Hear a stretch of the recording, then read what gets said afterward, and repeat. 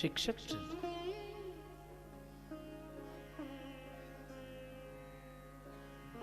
મારે કેવું ન જોઈએ પણ બહુ જવાબદારી પૂર્વક રીતે કહું છું, બ્રાહ્મણો બગડે ને પછી જ સમાજ બગડે.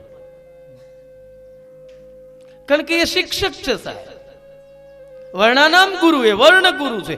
એ જે કહેશે એ પ્રમાણે જ સમાજ ચાલશે ને. ટીચર છે, શિક્ષકોની બહુ મોટી જવાબદારી છે પ્રશિક્ષણ આપવાની. અંગ્રેજ કવિ કીટ્સે એક સરસ મજાની કવિતા લખી છે, A doctor's file buried in the graveyard. ડોક્ટરની ભૂલ હોય ને, doctors mistake buried in the graveyard. ડોક્ટરની ભૂલ હોય ને, કબ્રસ્તાનમાં દફન થઈ જાય. ન આપવાની દવા આપી દીધી, ન આપવાનું ઇન્જેક્શન આપી દીધું, 5-10 મિનિટ 15 મિનિટ 2 કલાક હો હા થાય. એ શું થયું તો કે ભાગમાં હોય એટલું જીવાય. કબ્રસ્તાનમાં એટલે કે કોઈ બી જગ્યા ઉપર મુર્દા ઘરમાં યા તો દહન કરી દો, દફન કરી દો, વાત પતી ગઈ, પૂરું, finish. A lawyer's mistake buried in the file. વકીલની કોઈ ભૂલ હોય, ન ચલાવવાના કેસ ચલાવી લે, એમાં કઈ ભૂલ થઈ, ખોટો આવી ગયો ચુકાદો, પણ એ વકીલની ભૂલ છે હંમેશને માટે ફાઇલમાં દબાઈ ગઈ, કેસ પૂરો.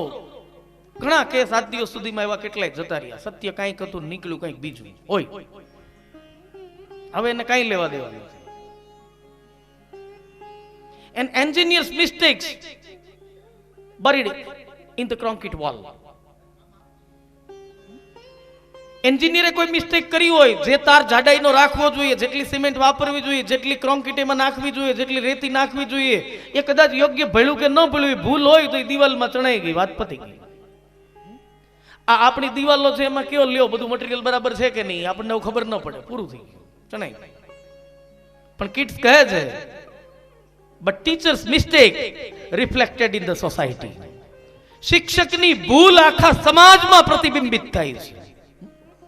એક નબળો શિક્ષક પોતાના 40 વર્ષના કાર્યકાળની અંદર દર વર્ષે 100 વિદ્યાર્થીઓને એવરેજ ભણાવતો હોય એમ આપણે માની લઈએ તો 40 ગુણ્યા 100, 4000 વિદ્યાર્થીઓ છે, એના ભવિષ્યને એમણે લોલે ચડાવી દીધું.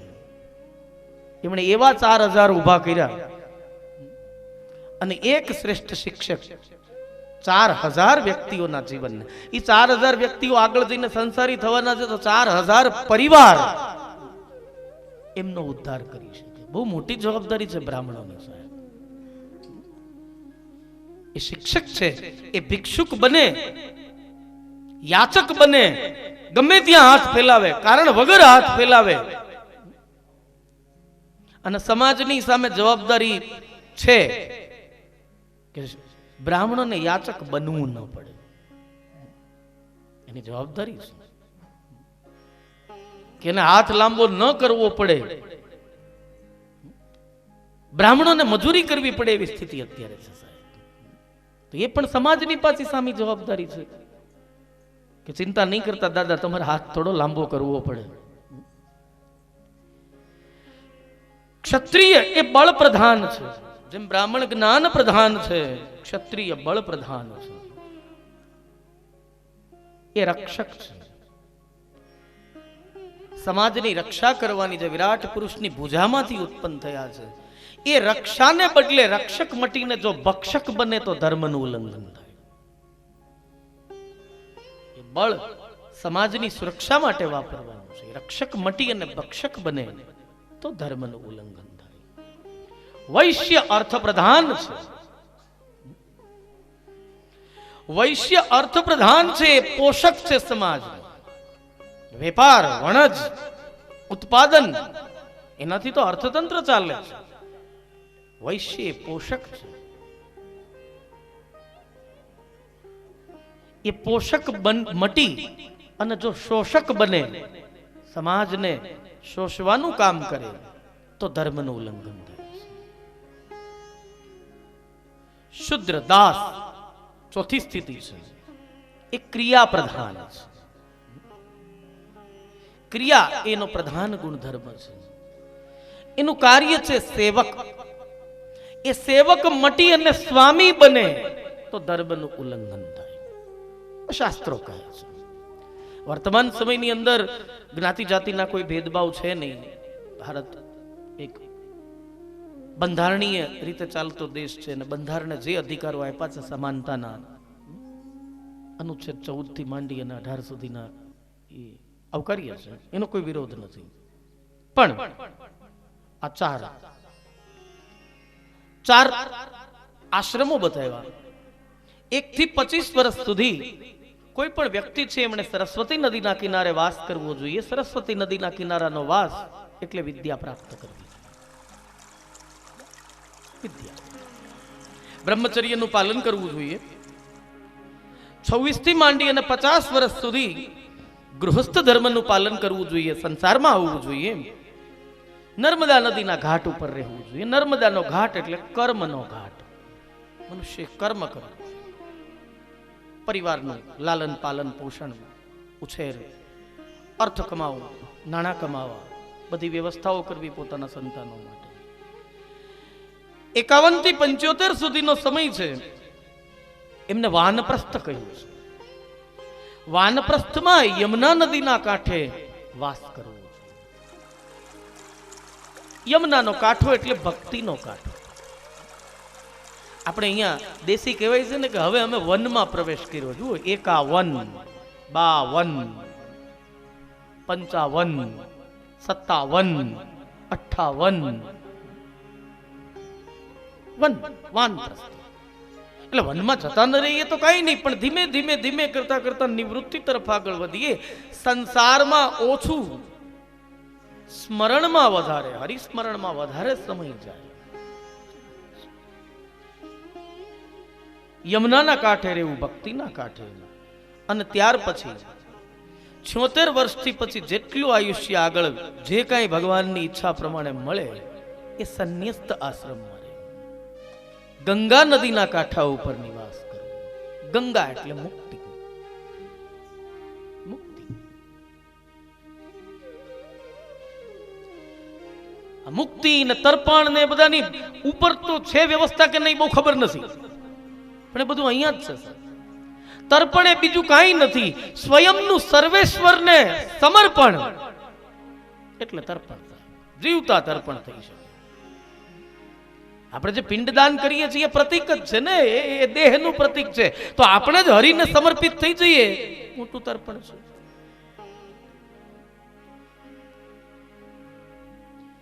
મુક્તિ ઉપર જઈને મળે છે કે કેમ, પણ ધીમે ધીમે કરતા કરતા જીવનમાંથી નિવૃત્તિ આવતી જાય.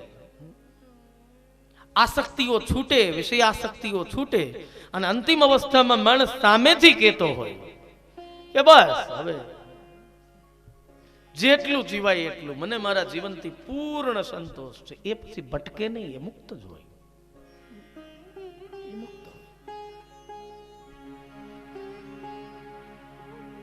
પૂજાના પ્રકાર કયા? 2 પ્રકારની પૂજા હોય છે. એક મૂર્તિ પૂજા, એક માનસી પૂજા. મૂર્તિ પૂજા એટલે સામે અધિષ્ઠાન તરીકે કોઈ પણ મૂર્તિ રાખવી, દેવી દેવતા જે કોઈની અંદર શ્રદ્ધા હોય તે, એમાં પૂજાપો જોઈએ, સામગ્રી જોઈએ, યથા યોગ્ય રીતે વિધિપૂર્વક રીતે પૂજન કરવું, એ કરવું. એ ન કરો તો માનસી. મનમાં જ નક્કી કરી લેવાનું કે મારા હરિ છે, અંતરમાં દર્શન કરવાના અને ભાવ કરવાનો.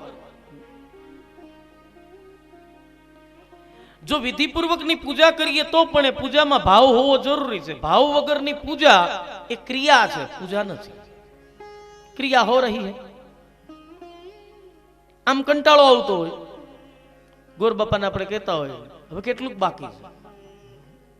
સત્યનારાયણની કથામાં બેઠા હોય, 5 અધ્યાયમાં પલાઠી વાળીને બેઠા હોય, એમાં 4-5 વખત આમ હમો નમો થતું હોય, હવે ટોકરી વગડે તો સારું.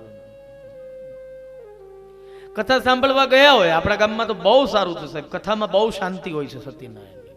બાકી અમુક જગ્યા ઉપર મેં એ જોયું છે સાહેબ, ગામના નામ નહીં આપું પણ મેં આ દ્રશ્યો જોયા છે સાહેબ.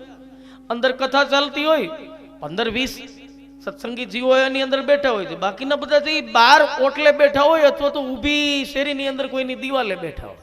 હે સિગારેટ ને બીડીઓ ચાલતી હોય, અલગ મલકની વાતો હોય, અને એક નાનો છોકરો જો ભેગો આવ્યો હોય ને એને તો કામ સુપ્રત કરી દીધું હોય, તું ટંકોરિયું ગણજે, 4 થાય એટલે અમને કે છે.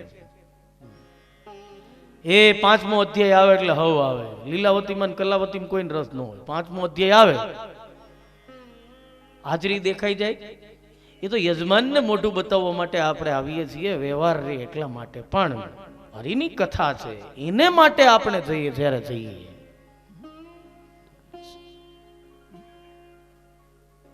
પૂજા કરો ત્યારે એમ માનો સાહેબ કે આ પદાર્થ નથી, આ પ્રભુ છે, આ વસ્તુ નથી, મારો વિભુ છે, આ મારો ઠાકર છે. એ ભાવ જ્યારે એ ભાવ શબ્દો સારા વાપરો. અમારા ભૂદેવો ઘણી વખત ઉતાવળ કરી નાખે. ભૂદેવો કે હવે ભગવાનને ધોઈ નાખો. ધોઈ ન નખાય સાહેબ. ધોઈ નાખશે તને પેઢીઓ વહી જશે, નળિયું નહીં બદલે, આખા ગામનું આવતું હશે તોય. ધોઈ ન નખાય. શબ્દ તો સારો વાપરો સાહેબ. ભગવાનને હવે આપણે સ્નાન કરાવીએ, હવે ભગવાનને આપણે આચમન કરાવીએ, હવે આપણે પ્રભુને પ્રસાદ ધરાવીએ. કઈક હોવું જોઈએ ને. જેમ માણસને સન્માન ન હોય મોહ, તો આ તો સાહેબ મહામાનવ છે, ભગવાન છે, થોડુંક તો સન્માન આપો. અને એ ન થઈ શકે તો માનસી પૂજા કરો. માનસી કશું જ કરવાનું નહીં તો પણ ભગવાન પ્રસન્ન છે. કાંઈ ના આપો તો પણ મનથી ચિત્તથી નક્કી કરો કે હવે હું ભગવાનને હું આ વસ્તુ ધરું છું, પુષ્પ ધરું છું, આ તે તો પણ ભગવાન પ્રસન્ન છે. આપણે તો એવું કહેવાય છે ને કે એક શેઠ છે, એમને કોઈ સત્સંગી સાધુએ કહ્યું કે પૂજા કરો, પણ શેઠ બહુ કંજૂસ. ભગવાનની દયાથી હતું ઘણું બધું ધન, પણ કંજૂસ એટલા ચમડી જાય પણ દમડી ન જાય. એ કે ઈ મને ન ફાવે, એમાં રોજ ઉઠીને કંકુ ને અબીલ ને ગુલાલ ને આ ઈ જરાય નહીં, દૂધ ધરાવવાના, મને મજા જ ન આવે. સંતે કહ્યું તમારે કાંઈ નથી કરવાનું, માનસી પૂજા કરવાની છે. કે એટલે શું?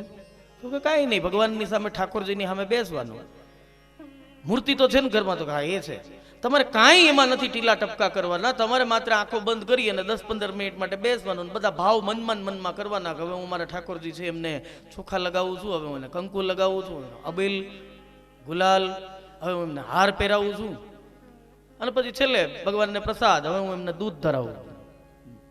પછી ભાવ કરવાનો. ઈ થાય, મફતમાં હોય તો થાય, પૈસાનું રહેવાનું, આટલું જ કરવાનું. કરીશ આમ તો નવરો છું. શેઠજીએ ચાલુ કર્યું, 5-6 મહિના માનસી પૂજા કરી. અને એક વખત એવું બન્યું કે માનસી પૂજા કરતા કરતા હવે હું મારા ઠાકોરજીને આ બધા દ્રવ્યો ચડાવું છું ને બધી પૂજા થઈ ગઈ. પછી ભગવાનને દૂધ ધરાવું છું, તો દૂધનો વાટકો મનમાં તૈયાર કર્યો,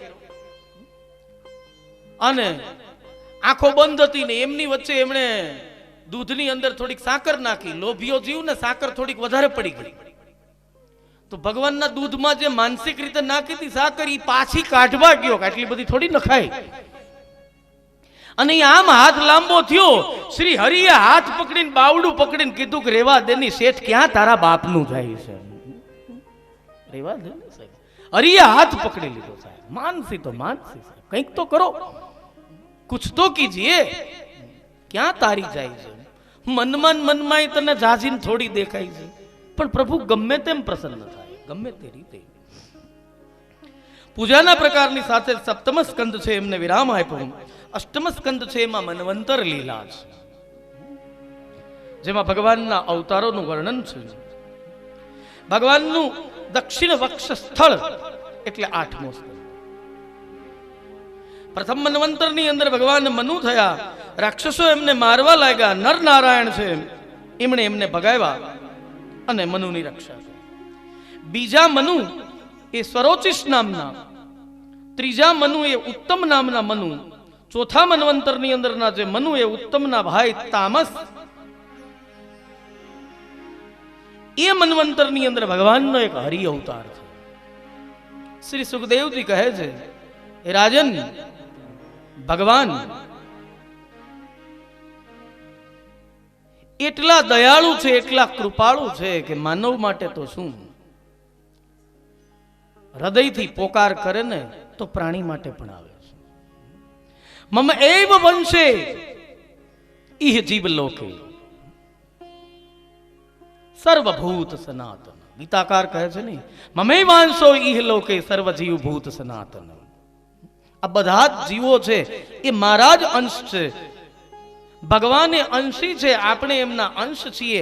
અંશીની તરફ અંશનું ખેંચાણ હોય ને હોય જ. બહુ જવાબદારી પૂર્વક રીતે કહું છું, સંપૂર્ણપણે નાસ્તિક વ્યક્તિ કોઈ નથી હોતો, હોય જ નહીં. કોઈ એમ કે હું નાસ્તિક છું, હું કોઈમાં નથી માનતો, એને પ્રશ્ન પૂછો કે તું તારામાં માને છે કે નહીં, તું પોતે છો એ હકીકત છે કે नहीं? अगर तू है तो वह है ही, क्योंकि तू उसी का तो अंश है. प्रत्येक व्यक्ति भगवानનો ઓટોગ્રાફ છે સાહેબ, સિગ્નેચર છે. પ્રત્યેક જીવ ભગવાનનો ઓટોગ્રાફ છે. તકલીફ એ છે કે આપણે એને ફોટોગ્રાફમાં ગોતીએ છીએ, એ ત્યાં નથી. ફોટા લઈને બેસી દઈએ. ફોટો એ તો અધિષ્ઠાન છે, હોવા જોઈએ ફોટા, ઇનકાર નથી, પણ એ તો અધિષ્ઠાન છે. મારી સામે હનુમાનજી છે, કેવા સરસ લાગે, એટલે આપણું ચિત્ત એમાં ચોટે. એટલે બાકી જો એ કક્ષા સાધકની હોય કે પોતાની રીતે મનન કરી શકતો હોય અને એનું ધ્યાન ભ્રમિત ન થતું હોય, તો સ્વામી દયાનંદ સરસ્વતીએ વિરોધ કર્યો તો ને મૂર્તિ પૂજા ન હોવી જોઈએ, તો મૂર્તિની જરૂર નથી, તો ફોટાની જરૂર નથી. પણ આપણે એકાકાર નથી થઈ શકતા. બધાની ભૂમિકા સ્વામી દયાનંદ સરસ્વતી જેટલી ઊંચી નથી હોતી. એટલે આપણે મૂર્તિઓ રાખી, ફોટાઓ રાખ્યા, પણ માત્ર ત્યાં જ નથી. વર્ણન કર્યું ત્રિકુટ શિખર ઉપર એક હાથી રહે છે. આસિદ ગિરિવરો રાજેશ ત્રિકુટ ઇતિ વિશ્રુત. ત્રિકુટ પર્વત સોના, રૂપા અને લોઢાના એવા 3 શિખરો છે. આધ્યાત્મિક અર્થમાં એમને સત્વ, રજ અને તમ એ 3 ગુણોના શિખરો કહી શકાય. ધાતુ અને ઔષધિથી સંપન્ન છે. તે એક હાથીનો પરિવાર રહે છે. બહુ શક્તિશાળી હાથી છે. નામ છે એમનું ગજેન્દ્ર. એટલો શક્તિશાળી ગજેન્દ્ર, વાઘ અને સિંહ જેવા હિંસક પ્રાણીઓ છે એ પણ માત્ર આ ગજેન્દ્રની સુગંધને કારણે ભાગી છૂટે છે. એટલા ભયભીત થાય છે.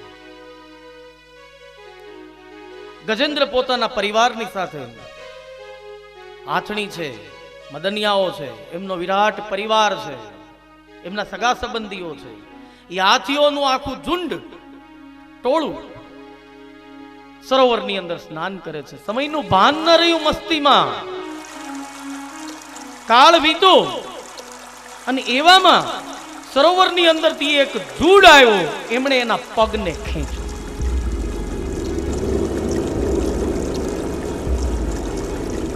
શક્તિશાળી ગજેન્દ્રને પેલો ઝૂડ છે પાણીની અંદર ખેંચવા લાગ્યો. હાથીની તાકાત જમીન ઉપર હોય, પણ પાણીમાં તો બીજા કોઈ પ્રાણીની તાકાત ચાલે નહીં. ઝૂડ એટલો શક્તિશાળી ખેંચવા લાગ્યો.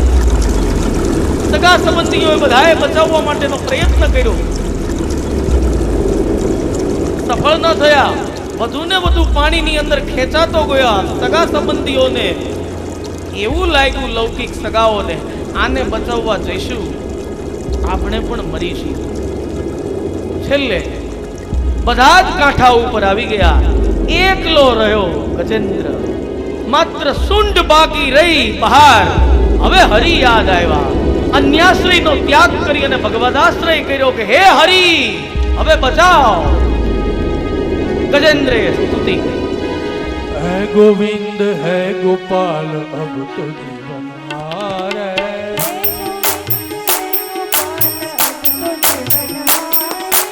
है गोविंद है गोपाल अब तो जीवन हारे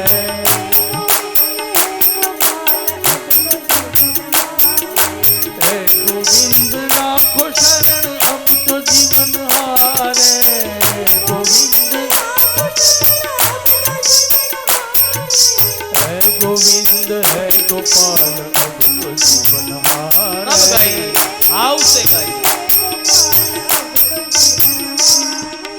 है गोविंद है गोपाल अब तो जीवन हारे गोपाल नीर पीवन है तू गयो सिंधु के किनारे नीर पीवन है तू गयो सिंधु के किनारे सिंधु बीच बसत ग्राह चरण लय पधारे सिंधु बीच बसत ग्राह। ये सुरदास जी की प्रसादी है, सुरदास का पद है। હે ગોવિંદ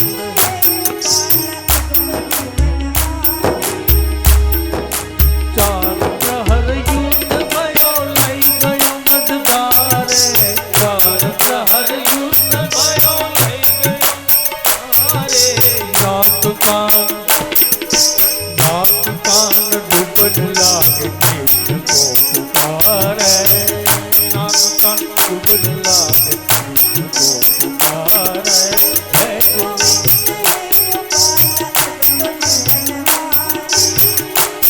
હર દ્વારિકા में शब्द गयो शोर भयो मारे द्वारिका में शब्द गयो शोर भयो मारे शंख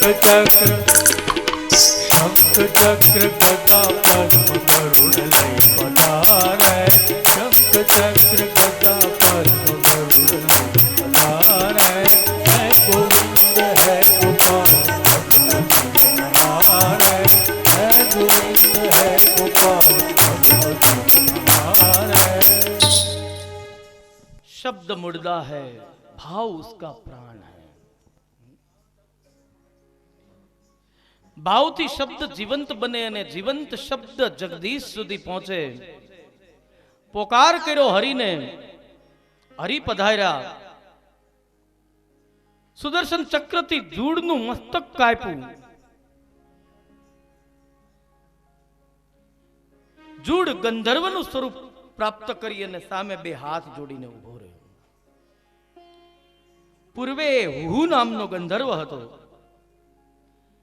એકવાર દેવલ ઋષિના પગ એમણે પકડ્યા. ઋષિએ શ્રાપ આપ્યો, પગ પકડવાની આદત છે, જા જૂડ મગર બની જઈશ.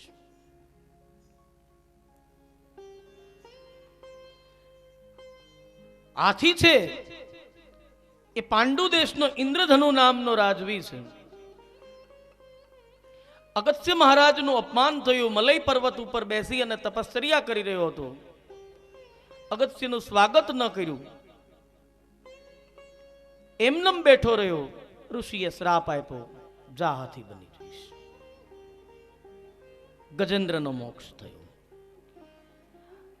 ખરેખર ગજેન્દ્ર મોક્ષની કથા એ આપણી બધાની કથા છે. ઘરે ઘરે ગજેન્દ્ર મોક્ષ છે. આપણા જીવનનો સમય પણ લૌકિક સગાઓની સાથે ક્યાં વીતી જાય છે ને ક્યાં વીતી જાય છે ખબર નથી રહેતી. જેમ સરોવરમાં હાથીને ખબર ન રહી, ગજેન્દ્રને ખબર ન રહી.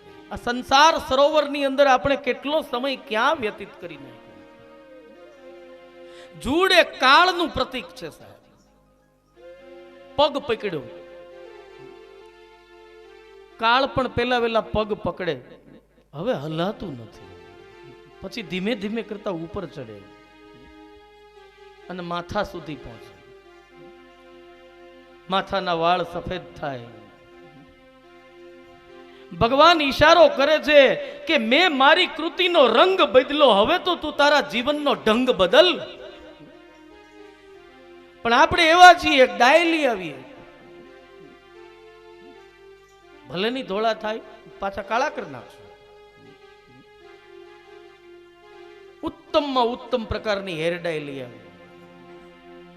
ભગવાન ભલે નહીં, ભગવાન એની કૃતિનો, આપણે બધા એની કૃતિ છીએ, એની કૃતિનો રંગ બદલે તો આપણા જીવનના ઢંગ પણ બદલાવા જોઈએ.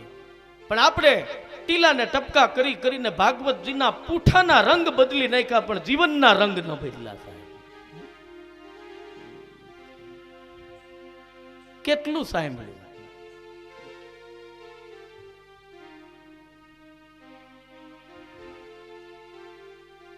ગજેન્દ્રનો મોક્ષ થયો. પાંચમો એ રૈવત મન્વંતર છે. છઠ્ઠો એ ચાક્ષુષ મન્વંતર છે, જેમાં શ્રી સુખદેવજી કહે છે કે હે રાજન, હું તમને અજીત અવતારની કથા કહું છું. સમુદ્રમંથનની કથા કહી. એકવાર દુર્વાસા ઋષિ છે એ રસ્તા ઉપરથી પસાર થઈ રહ્યા હતા. ઐરાવત હાથી ઉપર બિરાજમાન. ઇન્દ્ર આવ્યા, સામા મળ્યા. દુર્વાસા ઋષિએ પોતાની માળા છે પ્રેમપૂર્વક રીતે આપી.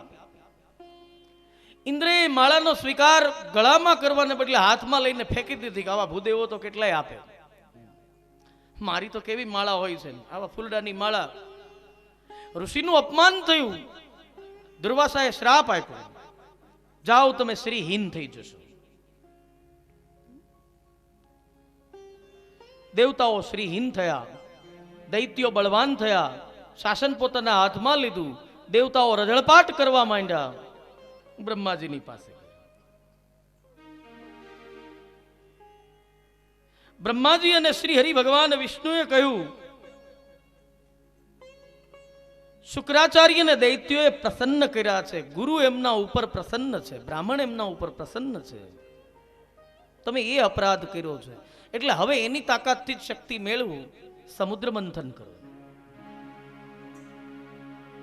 અહીં કહ્યું છે કે અહી મૂષક ન્યાયનો ઉપયોગ કરો. અહી મૂષક, અહી એટલે સાપ, મૂષક એટલે ઉંદર. એવી એક વાર્તા છે ને અહી મૂષકની, કે એક કરંડિયાની અંદર સાપ અને ઉંદર બંને પુરાઈ ગયા કોઈ કાલવશ. હવે તકલીફ એ પડી કે સાપને ભોજન તો મળ્યું, પણ વિચાર એ કર્યો કે આને હું ખાઈ જાઉં તો એમાં લાભ નથી, હું કરંડિયામાં પુરાયેલો છું, આને ખાઈ જાઉં તો એક ટાઈમનો ભોજન મળશે, પણ પછી શું, હું તો આમાં પુરાયેલો જ રહું છું, એટલે કામ કરું, આ ઉંદરનો ઉપયોગ કરી લો. ઉંદરને કાપતા સારું આવડે. એમણે કહ્યું કે ઉંદર ભાઈ, પેલો ઉંદર તો ડરવા માંડ્યો, એ કે આવ્યું આપણું, તમે મને મારતા નહીં. મારવો નથી, આપણે તો મિત્રો. આ ક્યારથી? તો કે જુઓ, અમારા સાપ સમાજની અંદર એવું એલાન કરવામાં આવ્યું છે, અમે નક્કી કર્યું છે, જો અમે ભગવાન શિવ છે એમના ગળાની અંદર, તમે શિવના પુત્ર ગણપતિ છે એમનું વાહન, એટલે અમે નક્કી કર્યું કે આપણે બધા આમ તો એક જ પરિવારના કહેવાય, એટલે અમે એવું નક્કી કર્યું છે કે હવે અમે ક્યારેય ઉંદરોને મારવાના નથી, પછી બીજા બધાને ઠીક છે, આપણે તો મિત્રો. ઉંદર ખુશ થયો. સાપે એમને મનાયો, તું એક કામ કર, તારી પાસે એ શક્તિ છે, તું આ કરંડિયાને કાપી નાખ. સાપથી એ થઈ શકે એમ નહોતું. ઉંદરની પાસે કરંડિયો કપાયો, કરંડિયો કપાઈ ગયો અને એમ લાગ્યું કે હવે જગ્યા થઈ ગઈ છે, આમાંથી બહાર જઈ શકાય એમ છે, એટલે સાપે તરત જ કહ્યું, ઉભો રે, તું જાતો નહીં બહાર, તું નાનો જીવ, બહાર કદાચ કોઈ શત્રુ હોય, દુશ્મની હોય, તને નુકસાન કરે, એક કામ કર, પેલા હું બહાર જઈ અને તપાસ કરું બધું બરાબર છે કે કેમ, પછી તું બહાર નીકળજે હું કહું ત્યારે. સાપ પેલા બહાર નીકળી ગયો, કરંડિયાની બહાર બરાબર મોઢું રાખીને બેઠો ને કહ્યું કે આવો બહાર. જેવો ઉંદર બહાર આવ્યો એવો તરત જ સાપ એમને ગળી ગયો. અને અહી મૂષક વદ ન્યાય કહેવાય. વિરોધીઓ છે એમનો પણ ઉપયોગ કરી લેવો પોતાના લાભ માટે. આવ્યા દેવતાઓ, દૈત્યોને કહ્યું, તમે અમારા મોટા ભાઈ છો, વડીલ છો. દૈત્યોએ સાફ કહી દીધું, જો મોટા ભાઈ નાના ભાઈ બધું બરાબર છે, એક બાપના ખરા એમાં નાની, પણ જો રાજ્યમાં ભાગ માંગવા માટે આવ્યો હોય તો એ કોઈ વ્યવસ્થા થઈ શકે એમ નથી. કહ્યું નહીં, તમે મોટા છો, તમે યોગ્ય છો, તમે બળવાન છો, રાજા તમે જ, પણ આપણે બધા ભાઈઓ ભેગા મળી અને સમુદ્ર મંથન કરીએ. કહ્યું એનાથી શું થાય? તો કે એમાંથી અમૃત મળશે, એમાંથી રત્નો મળશે. તમારી શક્તિની જરૂર છે, તમારા વગર થઈ શકે એમ નથી. દેવતાઓ અને દાનવો બંને દૈત્યો ભેગા થયા. ભગવાને કુર્મ અવતાર લીધો, કાચબો બન્યા. મેરુ પર્વત છે એમનો રવૈયો બનાવ્યો, એમને પોતાની પીઠ ઉપર એમણે ધારણ કર્યો. વાસુકી છે એમના નેત્રા બનાવ્યા અને સમુદ્ર મંથન શરૂ થયું.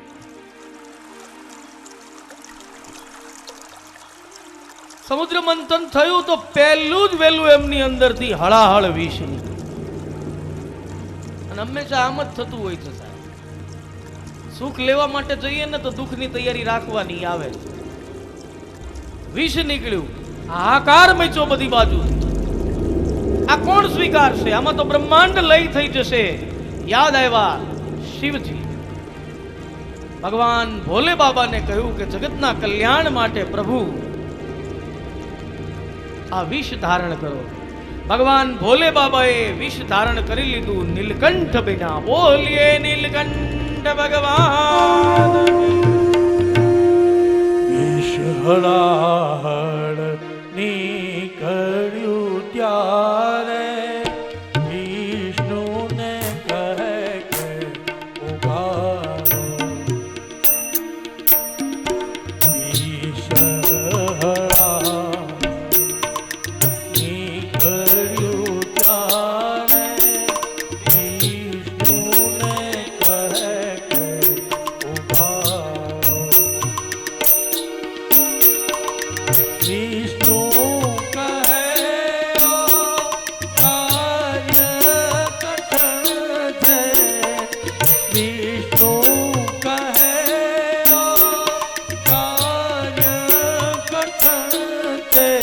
તમે શંભુનું શરણ સ્વીકારો રે સદા શિવ આશરો એક તમારો ભોળાનાથ આશરો એક તમારો અજર અલૌકિક રૂપ તમારું ને ભાલમાં ચંદ્ર રૂપાળો અજર અલૌકિક રૂપ તમારું ને ભાલમાં ચંદ્ર રૂપાળો કર્મા કમંડલ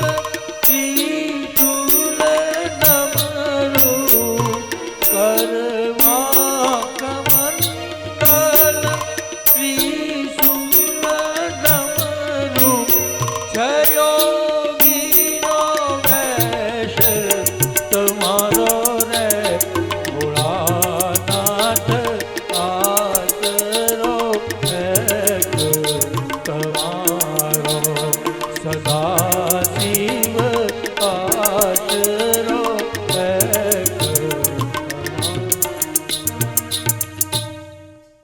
શિવજી નીલકંઠ બન્યા, હળાહળ વિષ નું પાન કર્યું, રત્નો એક પછી એક નીકળવા લાગ્યા, કામધેનુ નીકળી એ ઋષિઓને આપી દેવામાં આવી, ઐરાવત હાથી નીકળ્યો, ઇન્દ્ર લઈ ગયા, ઉચ્ચશ્રવા નામનો અશ્વ નીકળ્યો, એ દૈત્યરાજ બલિએ પોતાની પાસે રાખી લીધો, કૌસ્તુભ મણિ નીકળ્યો, એ ભગવાન વિષ્ણુને સમર્પિત કરી દેવામાં આવ્યો,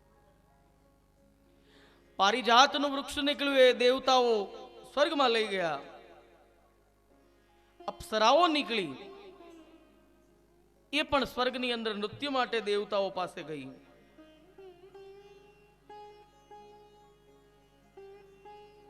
દૈત્યો ખીજાયા, નારાજ થયા, જે આવે આ બધા તમે જ લઈ જાઓ છો, બળ તો અમે કરીએ છીએ. કયું હવે જે નીકળે ને તમારું, બસ જે નીકળે છે એડવાન્સમાં. પછી મદિરા નીકળી, એ દૈત્યો લઈ ગયા પોતાની, હજુ આજની તારીખે પણ એ મદિરા પાન કરે જ છે, ખબર પડી જાય આપણને કે કોણ છે. ભોલે બાબા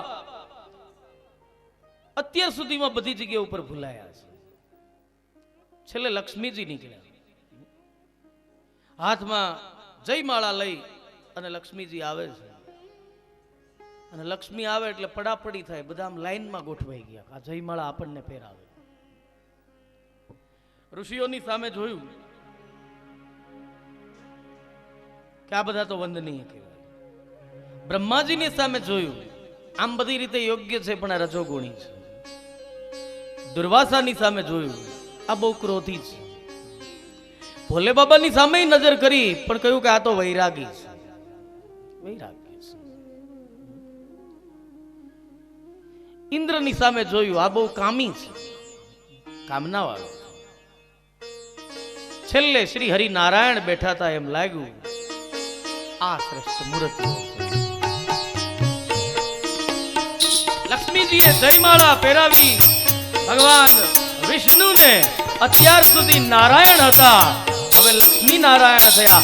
બોલીએ લક્ષ્મી નારાયણ ભગવાન. ધન્વંતરી આવ્યા, અમૃતનો કળશ હાથમાં લઈને, અમૃતમાં તે જંટાજંટી થઈ ગઈ. અમૃત આવ્યું એટલે દાનવો પોતાની પાસે ખેંચવામાં આવ્યા, દેવતાઓ આ તરફ ખેંચવા લાગ્યા.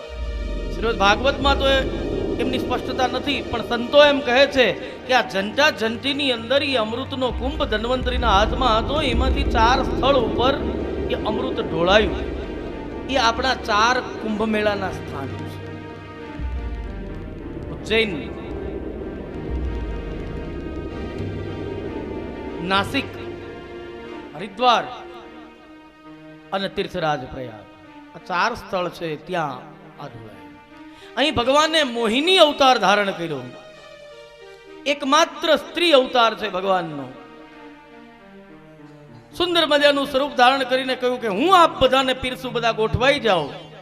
ભગવાને દૈત્યોને છેતરા, દેવતાઓને અમૃતનું પાન કરાયું અને એના જેવા જ માયાવી કળશથી મદિરાનું પાન કરાયું દૈત્યોને. એક દૈત્યને એમ લાગ્યું કે આમાં કંઈક ગોટાળો થઈ રહ્યો હોય એવું મને લાગે છે. ઊભો થઈ અને દેવતાઓની પંક્તિની અંદર બેસી ગયો. સૂર્ય અને ચંદ્ર નામના દેવતાઓએ એનું નામ આપી દીધું કે તું આ દૈત્ય છે, પણ ત્યાં સુધીમાં અમૃત પીવાઈ ગયું. ભગવાને તરત જ પોતાનું સ્વરૂપ બદલ્યું. મોહિનીમાંથી સુદર્શન ચક્ર હાથમાં લઈ અને શિરછેદ કરી નાખ્યો. એકમાંથી બે થયા. અમૃતનું પાન કરેલું હતું એટલે મર્યો તો નહીં, પણ ધડ જુદું થયું, મસ્તક અલગ થયું. એ રાહુ અને કેતુ. અભયત્વ વગરનું અમરત્વ અભિશાપ છે. અમર બન્યા પણ એક ધડ આંટા મારે છે.